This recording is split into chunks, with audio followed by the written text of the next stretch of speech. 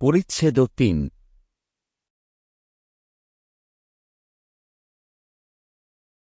আল্লাহ তাআলার বাণী। বিসমিল্লাহির রহমানির রাহিম।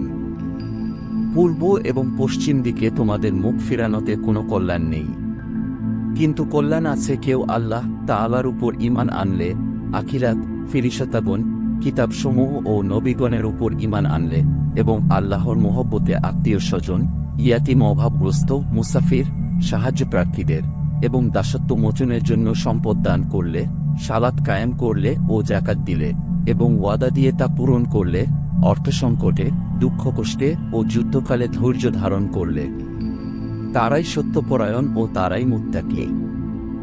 আবু হুরায়রা রাদিয়াল্লাহু তাআলা আনহু থেকে বর্ণিত, নবী করিম সাল্লাল্লাহু আলাইহি ওয়াসাল্লাম ইরশাদ করেন, ঈমানের শাখা রয়েছে ৬০-এর কিছু বেশি, আর লজ্জা ঈমানের একটি শাখা।